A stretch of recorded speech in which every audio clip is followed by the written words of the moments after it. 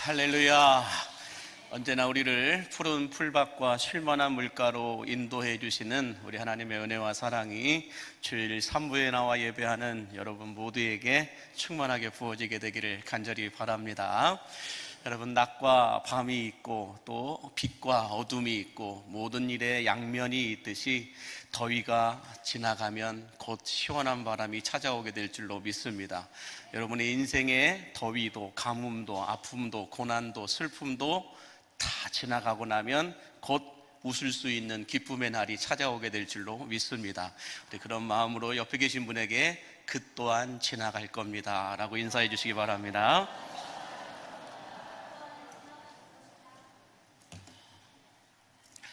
한국 사람들에게 당신은 언제 가장 행복하십니까? 라고 질문을 했습니다. 많은 대답들이 나왔지만 가장 많이 나왔던 대답 중에 하나가 뭐냐면, 그래도 크든 작든 내 이름으로 된 내 집 하나 있을 때 가장 행복합니다 라고 말합니다.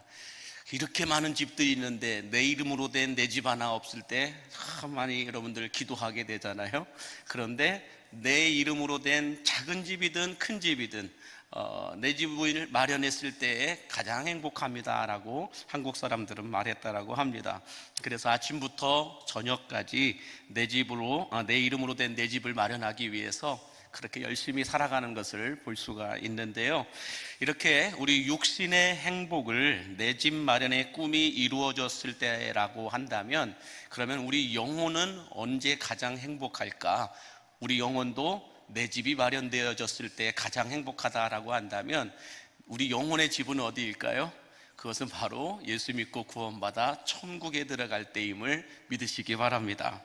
그래서 예수 믿고 구원받아 천국에 들어갈 수 있을 때 우리 영혼은 가장 행복하다라고 말해도 틀리지 않을 것입니다.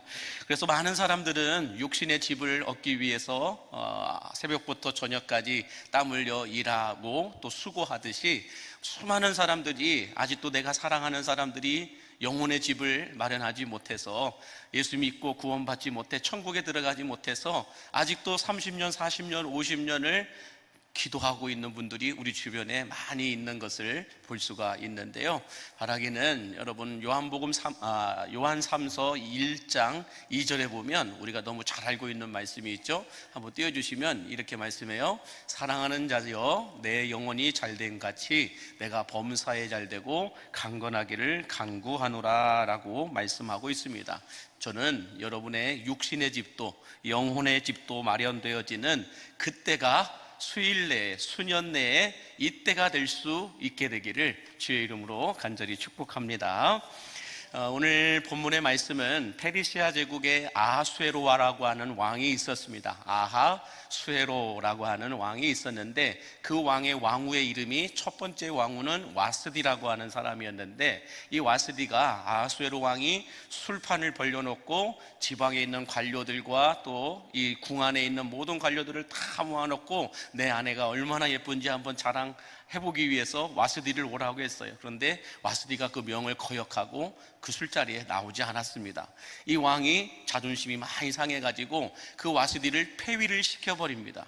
폐위를 시키고 난 이후 다시 페르시아 제국의 왕후를 뽑기 위해서 수많은 사람들의 공문을 받고 이렇게 준비를 했다가 유대인이었던 에스더가 이 왕후의 자리에 올라가게 됩니다. 이 에스더가 왕후가 되면서 이스라엘 민족은 원래 페르시아 제국의 포로 민족이었는데, 포로로 끌려왔던 사람들이 만든 민족이었는데, 이 에스더가 왕후가 되면서 포로 민족이었던 이스라엘 백성들이 페르시아 제국 여기저기 중요한 자리, 높은 자리에 자리를 꿰차고 들어가기 시작했습니다.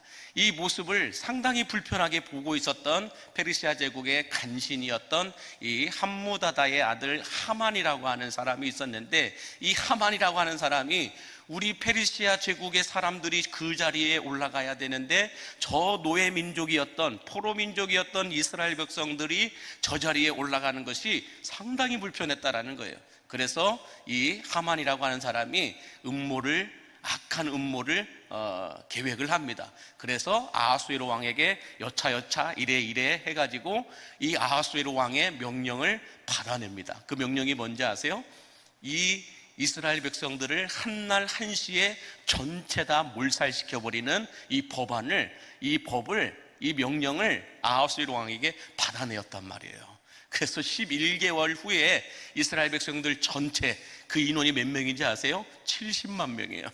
이 페르시아 제국에 있었던 이스라엘 백성들 70만 명을 한날 한시에 전체 다 멸망을 시켜버리는 이 왕의 조서를 하만이 받아내게 됩니다. 얼마나 똑똑한 사람인지 여러분들 혀를 찰 때가 많이 있어요. 자, 설상가상으로 이 유다인들 전체를 다 한날 한시에 멸망시키겠다, 멸살시키겠다라고 하는 이 벽보가 수상궁 안팎으로 붙여지게 됩니다. 이것을 여러분들 누가 보게 되느냐?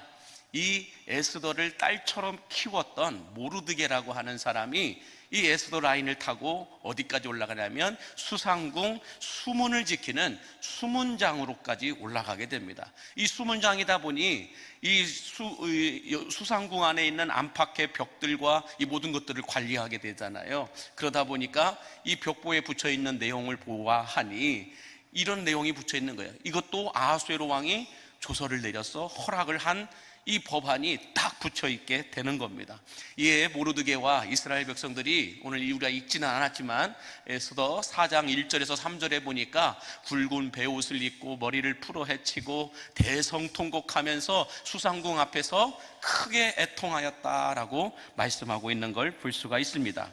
자, 이 소식을 듣게 된 에스더가 어떻게 했을까요? 자기를 키워준 아버지와도 같은 모르드게가 베옷을 입고 대성통곡하며 수상궁 앞에서 지금 애통하고 있다라고 하는 이 소식을 들은 에스더가 자기 내시였던 하닥이라고 하는 내시를 보내가지고 어찌된 영문인지 자처지경을 좀 알고 와라 라고 모르드게에게 보냅니다. 그래서 모르드게를 찾아간 하닥이 모르드게를 통하여 이 하만이라고 하는 사람이 여차여차 이래 해가지고 이스라엘 백성들을 11개월 후에 한날 한시에 전체 다 몰살시켜버리라고 하는 왕의 명을 받아내었고, 이 사실을 말하는 벽보가 수상궁 여기저기에 붙어 있습니다 라고 하는 것을 에스더에게 말하라고 해요. 그러면서 모르드게가 뭐라고 얘기하냐면, 에스더, 너는 왕후이니까 아하수에로 왕이 이 왕의 조서를 내린 걸 철회시킬 수 있는 사람은 왕밖에 없으니까 네가 아하수에로 왕에게 찾아가서 그 명을 거두어 달라라고 부탁을 해라 라고 하는 이 청을 하게 됩니다. 그래서 이 하닥이 이 이야기를 가지고 이제 에스더에게 와서 쭉 자처지경을 이야기합니다. 이 이야기를 들은 에스더가 다시 이 하닥을 통하여 모르드게에게 이런 내용을 이야기를 해요. 그 내용이 에스더 4장 11절에 이렇게 말씀하고 있습니다. 11절 한번 보여주시면 이렇게 말씀합니다. 시작. 왕의 신하들과 왕의 각 지방 백성이 다 알거니와 남녀를 막론하고 부름을 받지 아니하고 안뜰에 들어가서 왕에게 나가면 오직 죽이는 법이요 왕이 그 자에게 금규를 내밀어야 살 것이라. 이제 내가 부름을 입어 왕에게 나가지 못한 지가 이미 30일이라 하라 하니라 라고 말합니다. 여러분, 이 말이 무슨 뜻일까요? 이 말은 뭐냐면은 에스더가 모르드게에게 이렇게 전하라고 말해요.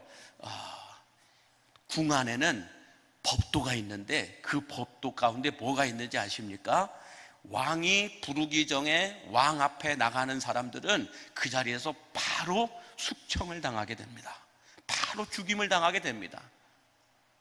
나갔다 할지라도 살아나올 수 있는 방법은 왕이 금규라고 하는 패를 보여주면 그 사람은 살 수 있지만, 그렇지 않으면 어떤 누구라도 남녀를 막론하고 어떤 누구라도 다 죽음을 당할 수밖에 없습니다. 왕후라고 하는 나 자신도 왕이 지금 부른 지 한 달이나 지났습니다. 30일이 지났는데도 왕이 나를 아직 부르지 않았습니다. 그러니 나도 앞으로 나갈 수가 없는 상황에 있습니다. 다시 말해서 이스라엘 백성들은 11개월 후에 죽임을 당한다고 하시지만, 지금 저는 왕 앞에 제가 그냥 나갔다가는, 왕이 부르지도 않았는데 제가 그냥 나갔다가는 지금 당장 내가 목숨을 잃을 수도 있습니다. 이것을 이야기하고 있는 것입니다. 자, 이 말을 전해 들은 모르드게가 여러분 어떻게 했을까요? 우리들 같았으면 아이고 그래 에스더야, 내가 너의 상황을 모르고 너무나 무례한 부탁을 했구나, 미안하다, 이렇게 말했을 텐데, 그런데 모르드게는 오히려 더 강경하게 하나님의 마음을 이 에스더에게 전하고 있는 것을 볼 수가 있는데요. 자, 오늘 본문 13절과 14절 같이 함께 보겠습니다. 시작. 모르드게가 그를 시켜 에스더에게 회답하되 너는 왕궁에 있으니 모든 유다인 중에 홀로 목숨을 건지리라 생각하지 말라. 이때에 내가 만일 잠잠하여 말이 없으면 유다인은 다른 데로 말미암아 노임과 구원을 얻으려니와 너와 내 아버지 집은 멸망하리라. 내가 왕후의 자리를 얻은 것이 이때를 위함이 아닌지 누가 알겠느냐라고 말합니다. 무슨 말일까요? 모르드게가 에스더에게 에스더야, 너는 왕후이기 때문에 왕궁에 있으니까 네 목숨은 안전할 거라고 착각하지 말라. 왜? 이 하만이라고 하는 사람은 이 페르시아 제국에서 이스라엘 백성들, 유대인들을 다 말살시키기 위한 법안을 왕으로부터 받아내었다. 다시 말해서 지금 이 하만이라고 하는 사람은 에스더 너도 유대인이라고 하는 것을 알고 있기 때문에 최종 목적은 너를 끌어내리는 거다. 너까지 죽이는 것이 하만의 목적이다. 이것을 모르드게가 에스더에게 말하고 있는 거예요. 그 이유가 뭘까요? 이 에스더로 인하여서 페르시아 제국 높은 자리마다 이스라엘 백성들 가운데 뛰어난 사람들이 다 그 자리를 꿰차고 있기 때문에 이것을 본 하만이 불편한 거예요. 자기 사람들을 끼워 넣어야 되는데 엉뚱한 사람들이 들어가서 수문장을 하고 있고 엉뚱한 사람들이 궁 안에 괜찮은 자리들을 다 차지하고 있으니, 그것도 포로 민족이었던 이스라엘 백성들이 다 차지하고 있으니까 그것이 너무 불편했다라는 거예요. 이 이유를 보니까 에스더 너로부터 시작했다라는 거예요. 에스더 너로부터 이 모든 것들이 시작되었으니 하만의 목적은 이스라엘 백성들을 전체 말살시키는 것뿐만 아니라 너까지 끌어내려 죽이는 거다. 이것을 이야기하고 있는 것입니다. 자, 그러면서 한 가지를 더 말하고 있어요. 뭐라고 얘기합니까? 내가 왕후의 자리를 얻은 것이 이때를 위함이 아닌지 누가 알겠느냐라고 말합니다. 이 말이 무슨 뜻인지 아세요? 에스더야, 네가 왕후의 자리에 올라간 것이 바로 이때를 위함이 아닌지 누가 알겠느냐라는 이 말에 우리가 좀 집중해 볼 필요가 있습니다. 다시 말해서 에스더가 5년 전에 치열하게 경쟁해 가지고 수많은 귀족들, 관료들, 딸들도 있었지만 유대인 중에 한 사람이었던, 명분도 없고 가문도 없고 아무것도 없는 이 에스더가 왕후의 자리에 올랐단 말이죠. 자, 그런데 이 왕후의 자리에 오른 것은 에스더 너만을 위한 축복이 아니라 너를 통하여 이스라엘 백성들을 구원하시기 위해 했던 하나님의 은혜의 경륜이 너를 통하여 이제 이루어질 것이 바로 이때를 위함이 아닌지 에스더야, 네가 알기를 원한다라고 말하고 있는 거예요. 다시 말해서 에스더가 왕후의 자리에 올라간 것이 왕후인 에스더 너만을 위한 것이 아니라 너를 통하여 이스라엘 백성들을 구원하시기 위한 하나님의 축복의 통로로, 구원의 통로로 하나님이 너를 그 자리에 세우신 것이다. 이것을 모르드게가 말하고 있는 것입니다. 이와 비슷한 말씀이 창세기 12장 2절과 3절에서 아브라함을 통하여 하나님이 이렇게 말씀하세요. 함께 같이 보실까요? 시작. 내가 너로 큰 민족을 이루고 내가 복을 주어 내 이름을 창대하게 하리니 너는 복이 될지라. 너를 축복하는 자에게는 내가 복을 내리고 너를 저주하는 자에게는 내가 저주하리니 땅의 모든 족속이 너로 말미암아 복을 얻을 것이라 하신지라. 여러분 보세요. 하나님이 아브라함을 갈대아 우르에서 불러내면서 너를 내가 복의 근원이 되게 하겠다. 너는 복이 될지라. 너로부터 복이 시작될 것이다. 너를 축복하는 자는 내가 축복하고 너를 저주하는 자는 내가 저주할 것이다. 아브라함아, 너는 복의 근원이 되라 라고 말합니다. 아브라함에게 복을 주신 이유를 그러면서 말씀하세요. 한 번만 더 띄워주시면은 이렇게 말씀합니다. 내가 너에게 복을 주는 이유는 땅의 모든 족속이 너로 말미암아 복을 얻게 하기 위함이다 라고 말하고 있는 거예요. 이 말씀이 무슨 뜻일까요?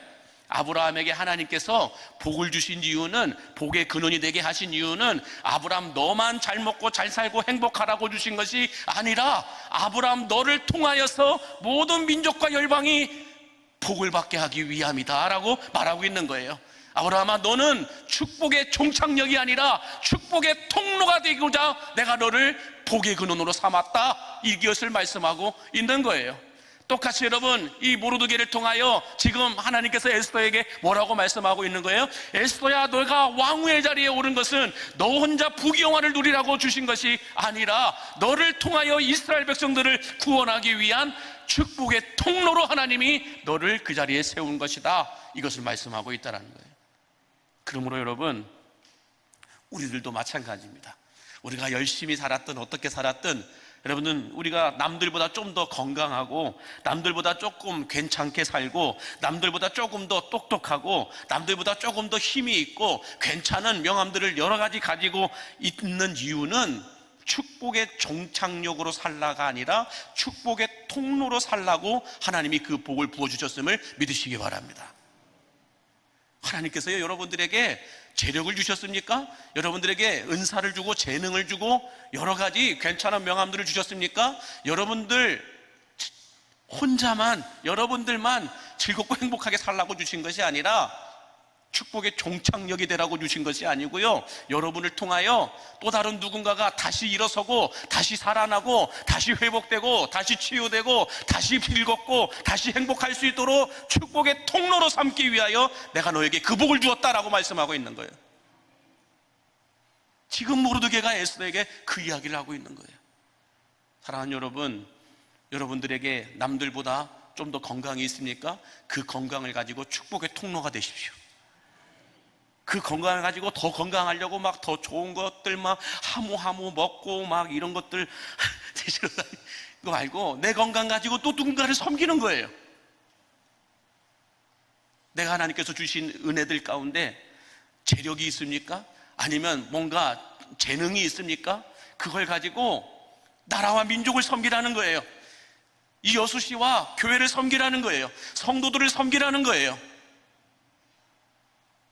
목사의 직분을 주신 것, 교회 안에 여러 가지 직분을 주신 이유는 내가 뭔가를 대접받고 누리라고 준 것이 아니라 그걸 가지고 교회를 섬기고 성도들을 섬기라는 축복의 통로로 하나님께서 그 직분을 주신 거지 다른 목적으로 주신 것이 아니라는 거예요. 그러므로 여러분, 축복의 종착역이 되지 마시고 축복의 통로가 되시기를 바랍니다. 하나님이 내게 찬양할 수 있는 은사를 주셨어요? 그걸 가지고 교회를 섬기는 거예요. 내게 뭔가 남들이 잘 못하는 뭔가 재능을 주셨습니까? 그걸 가지고 교회를 섬기고 성도들을 섬기는 거예요. 그거 갖고 대접받고 인사받으려고 서 있는 게 아니라는 거예요, 여러분. 여러분, 하나님은 구원은 빼앗아가지 않아요.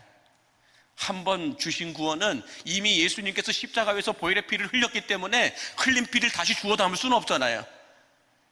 보혈의 피를 흘렸다는 것은 하나님께서 이미 구원을 주신 것은 거둬가지 않는다는 거예요. 한 번 구원 받으셨으면 끝까지 구원 받으신 겁니다. 그러나 하나님이 주신 은혜, 하나님이 주신 축복은 거두어 가실 때가 있어요. 그러므로 축복의 종착역이 되면 고인물은 썩고 냄새가 나기 시작합니다. 축복이 고여버리면 가룟 유다가 돼요. 축복은 흘러가야 돼요. 하나님의 은혜는 흘러가야 돼요. 그래서 여러분들은 축복의 통로로 하나님이 부르신 거예요. 그래서 저는 여러분을 통하여 여러분들에게 주신 하나님의 은혜, 하나님의 그 축복이 여러분들에게서 그냥 멈춰 있는 것이 아니라 여러분들을 통하여 계속해서 흘러갈 수 있게 되기를 주의 이름으로 간절히 축복합니다. 자, 그런데 여러분, 우리가 아무것도 없을 때는 하나님을 위하여, 나라와 민족을 위하여, 교회를 위하여 열심히 헌신할 수 있고 봉사할 수 있고 희생할 수 있고 수고할 수 있고 내려놓을 수 있어요. 아무것도 없으니까 얼마나 쉽게 내려놓을 수 있겠어요? 그런데 반대로 이것저것 괜찮은 것들을 가지기 시작하면 그때부터는 헌신도 봉사도 내려놓는 것도 정말 어렵습니다. 여러분, 우리가 한번 생각을 해보세요. 대학생 때나 어떤 이런 젊은 청년의 시기 때는 불같이 헌신하고 봉사하고 수고하고 희생했던 적들이 있죠. 그런데 그 시기를 지나서 이제 괜찮은 직업, 괜찮은 대기업에 들어가게 되고 가정을 꾸리게 되고 40대 50대를 지나 60대가 되면 그때부터 사람들은 변하기 시작합니다. 그래서 내가 헌신하는 것이 아니라 그때부터는 내가 가진 것이 많으면 그때부터는 내가 헌신하는 것이 아니라 자꾸 옆에 있는 사람을 추천해요. 내가 하는 것이 아니고 옆에 있는 사람을 막 추천해요. 그래서 하나님께서 너를 부르신다라고 말씀하고 옆에 있는 사람을 막 떠밀기 시작하죠. 내가 그 봉사일을 해야 되는데, 내가 그 헌신을 해야 되는데, 내가 그 부장을 해야 되는데, 내가 그 섬김을 해야 되는데 자꾸 내가 아니고 옆에 사람을 떠밀어요 막. 여러분, 이처럼 우리는 사회적 지위도 재력도 힘도 조금만 손에 쥐고 있어도 내려놓기가 너무 힘들어요. 세상에서 이것 조금 가지고 있고 이것 조금 가지고 있고 이것 조금 누리고 있다 보면은 교회를 위해서 그걸 포기 못해요.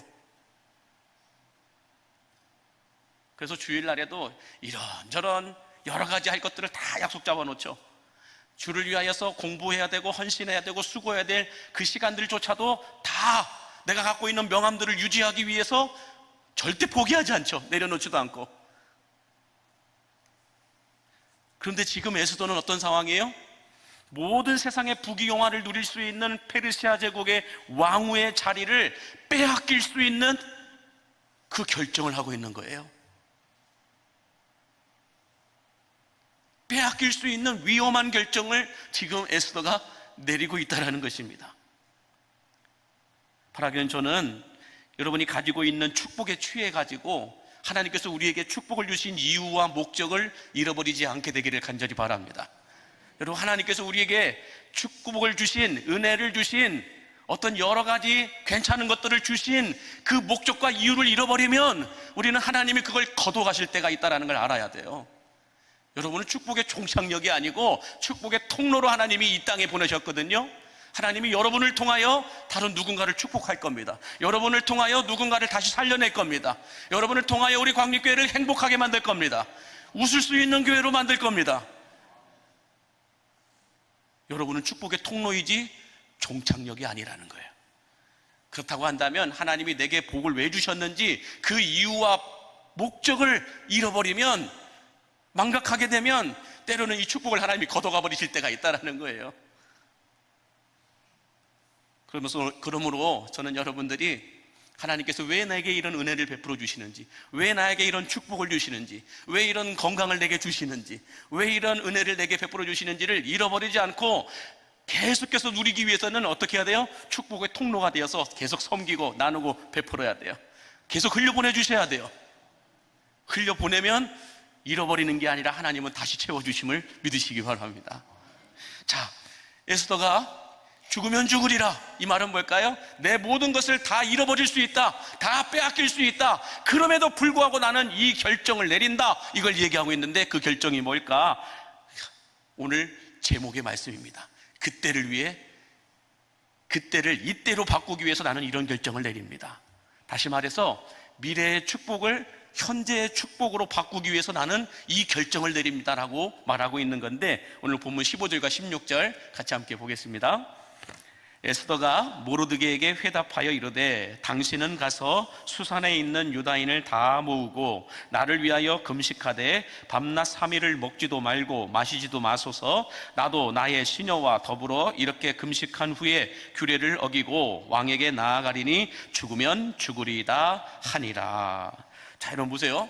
이 에스더가 그때를 이때로 바꾸기 위해서, 다시 말해서 우리가 생각하고 있는 먼 미래의 축복을 오늘 현재의 축복으로 바꾸기 위해서 위대한 것들 몇 가지를 선택을 하는데, 오늘은 제가 한 가지만 말씀을 드리도록 할게요. 그게 뭐냐면 미래의 축복을 현재의 축복으로 바꾸기 위해서, 우리가 생각하는 그때를 이때로 바꾸기 위해서 에스더가 선택한 건 뭐예요?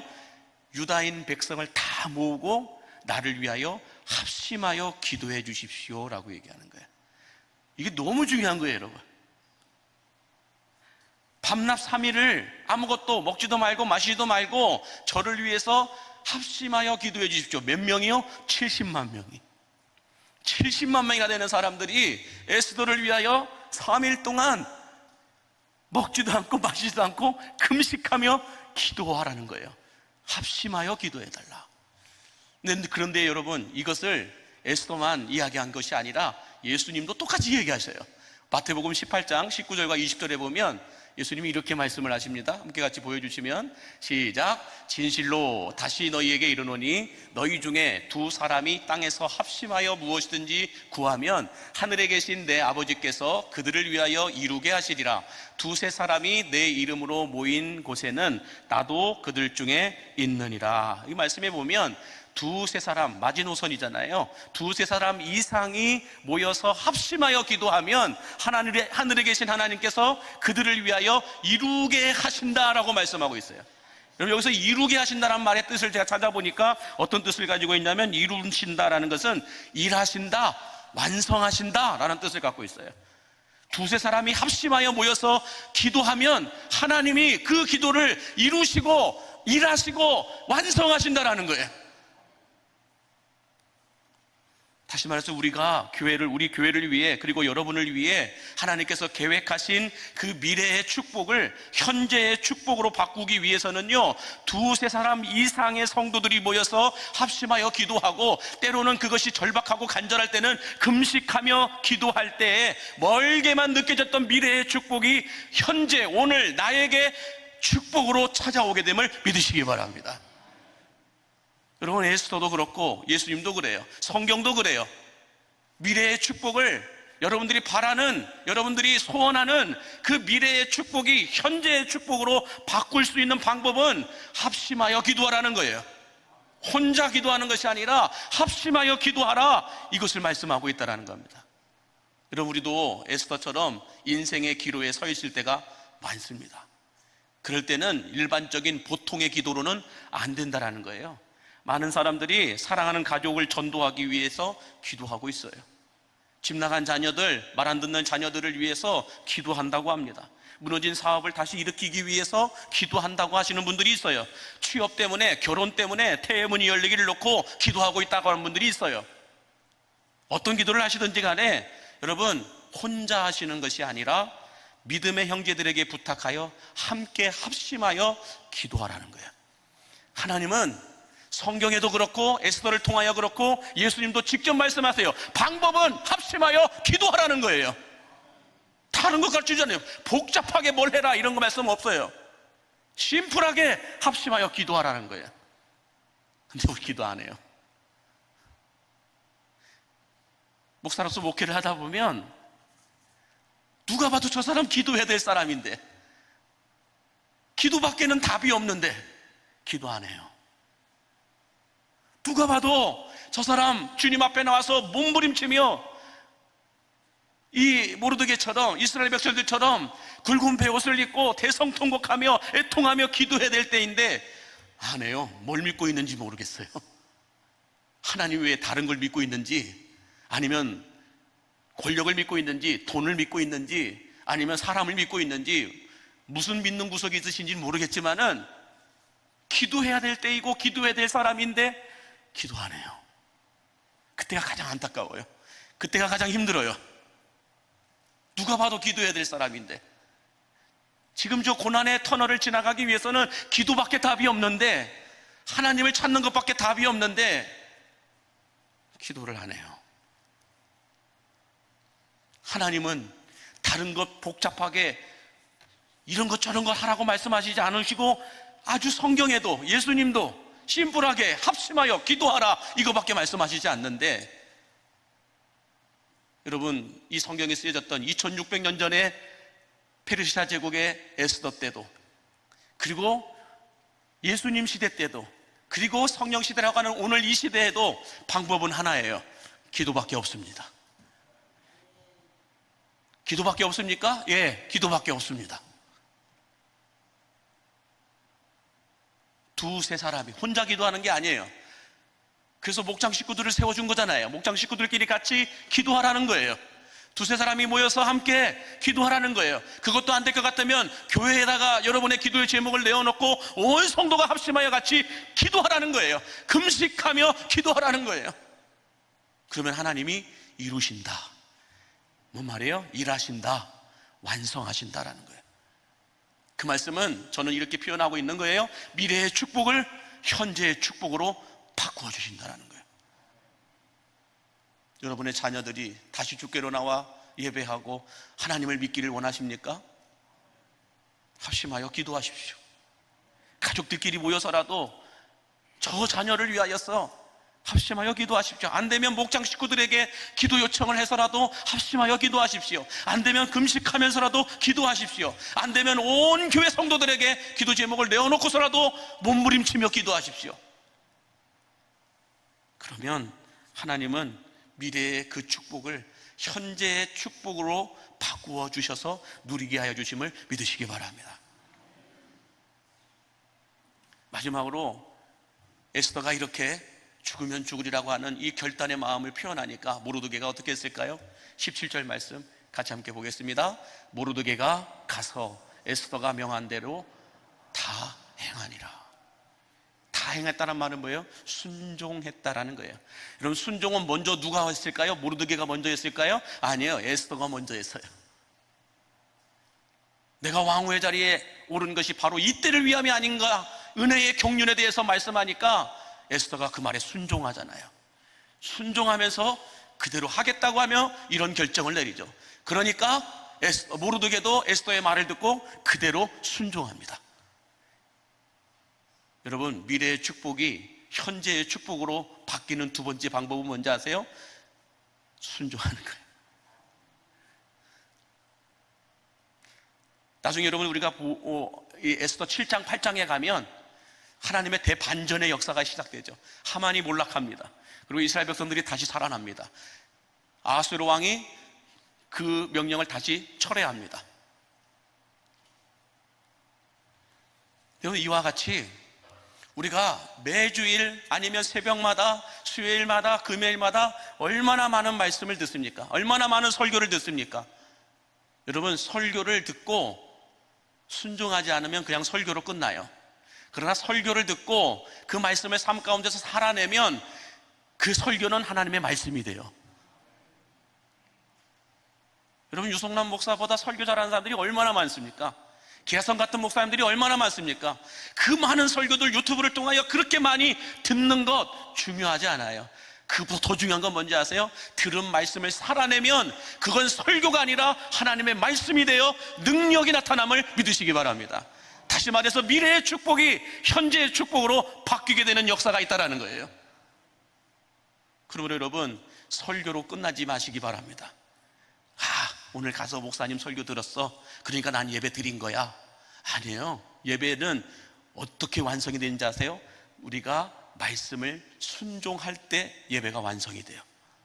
주일날 이렇게 오셔가지고 말씀 듣고 가는 것으로 예배가 끝난 게 아니에요. 여러분, 주일날 이렇게 설교를 들으셨잖아요. 그 설교를 집에 가셔서, 직장에 가셔서, 삶의 자리에 가셔서 살아낼 때 모르드게가 에스더의 말대로 다 행하니라, 그때 능력이 나타나잖아요.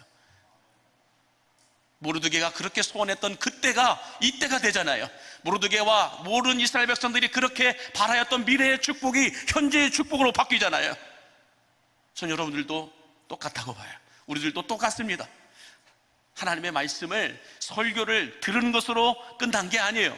설교를 들었으면 그 설교를 이제는 삶 속에서 살아내십시오. 그대로 순종하십시오. 그때 설교는 하나님의 말씀이 되고 능력이 됨을 믿으시기 바랍니다. 그런 분들에게 미래의 축복은 현재의 축복으로 바뀌어서 찾아오게 될 줄로 믿습니다. 저는 이런 은혜가 오늘 여러분들에게 부어지게 되기를 주의 이름으로 간절히 축복합니다. 기도하겠습니다.